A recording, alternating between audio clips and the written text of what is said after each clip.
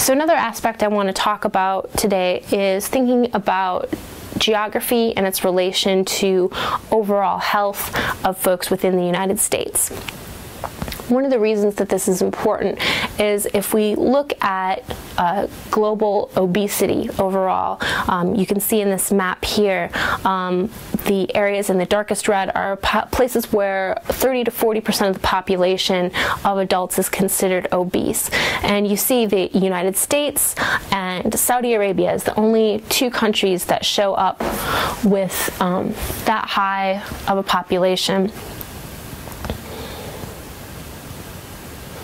Now these are people that are classified with having a body mass index of equal to or greater than 30. Often people think about obesity as an individual issue, but there's a lot of societal and spatial factors that also influence people's ability to maintain a healthy weight. This map breaks down a little bit more, a little smaller scale, the obesity rates within different states in the United States. If you look here, the fattest state is Mississippi, with about 30% of the population as being obese. Ohio ranks at about 24.8%. Colorado is the leanest state with about 16.9%. And if you can, take just a moment to think about what factors might come into play here and what you know about these different areas.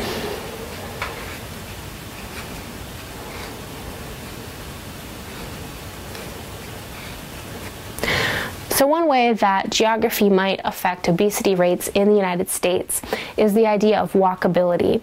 Walkability can just be defined by what sort of access people have to different resources that they need in their community that they can get to on foot by walking. And the images here kind of show some examples of fairly poor walkability areas. You see the picture on the top right where there's an area with no sidewalk. At least it's a wide curb so people are able to walk there. One of the things that we can look at is a website that ranks walkability called WalkScore. Here's a breakdown of kind of their different rankings. So daily errands do not require a car. Very walkable, most errands can be accomplished on foot, somewhat walkable, some amenities within walking distance, and car dependent, few amenities within walking distance. So if we kind of go down the line here, we can take a look at this site and explore a little bit.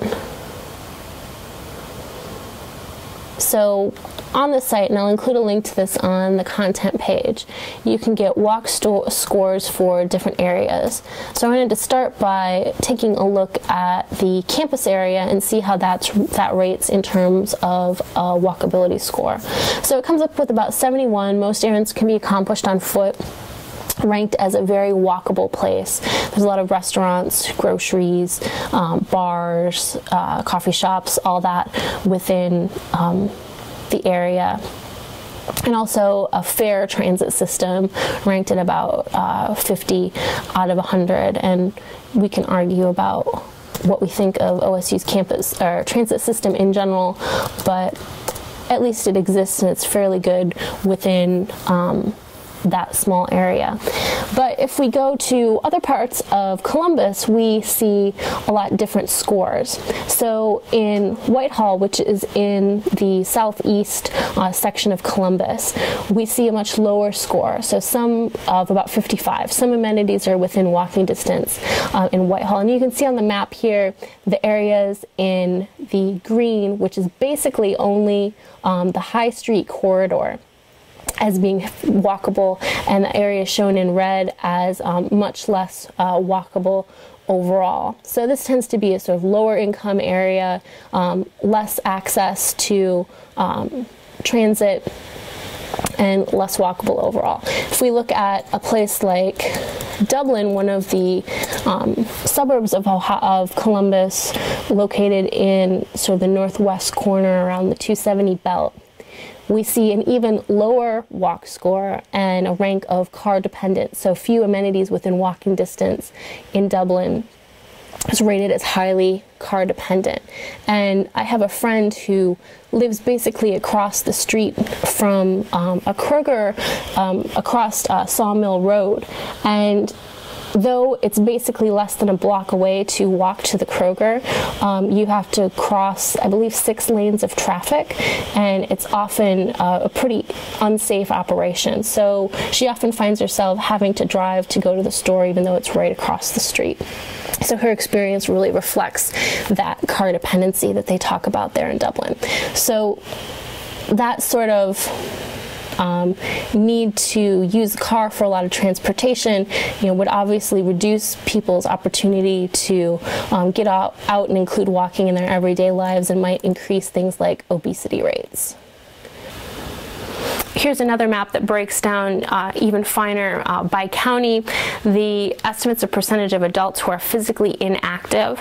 So the places in the darkest blue are places where more than 32% of the population of adults, don't get out and do much physical activity at all, which can obviously lead to increased rates of obesity. And we see basically Appalachia, Mississippi, Alabama, those areas as being highly represented there. We can also use this map that looks at percentages for diabetes, obesity, and leisure time physical inactivity, and the counties that are the highest in these negative indicators are you see in the dark blue, and the counties that are the lowest are in the orange. So again, we see Colorado is coming out well there, and Appalachia and parts of the South is coming out fairly poorly. Now, if we compare this to that wealth and inequality map that we saw a little bit earlier when we talked about in the last lecture, uneven development within the United States, we can really see some parallels. So again, we see Appalachia and the South, sort of Mississippi Delta, as represented very highly with 25% or greater of people living in poverty. So what could be some of the relationships between poverty and things like obesity? One of the ideas that's important here is this notion of food deserts. So these are low-income areas where more than 1/3 of people live more than 1 mile from a grocery store, and often these people might not have access to reliable transportation. Here's a map that shows some of these areas. So places in the darkest red are places where more than 10% have no car and no supermarket store within a mile. So again, those kind of line up with those obesity maps that we saw and the poverty maps that we saw. Now, where do people end up buying food if they're in a situation where they're not able to get to a grocery store? Often food for folks then comes from places like fast food restaurants or gas stations where you have less healthy options overall. So an example from here within Columbus is this one is from the Columbus Dispatch. So especially when we look at places that accept food stamps, and this looks at the Near East Side, basically the Old Town area in Columbus, which is north of 70 and east of 71. The places that you see on the map here, there are a lot of carryout stores in the dark blue. There's discount stores, convenience stores, some corner groceries, but only a couple full-service grocery stores that folks have access to.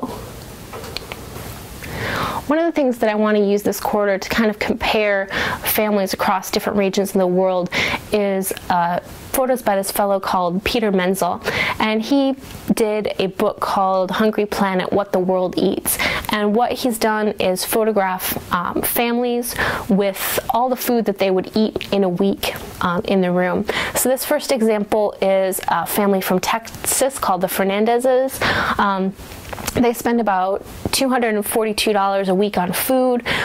They eat a lot of processed foods. As you can see here, you can see a lot of meat in their diet, some vegetables, pizza in the back, a lot of bottled water, things like that. Here's another example of a family from Menzel's Hungry Planet.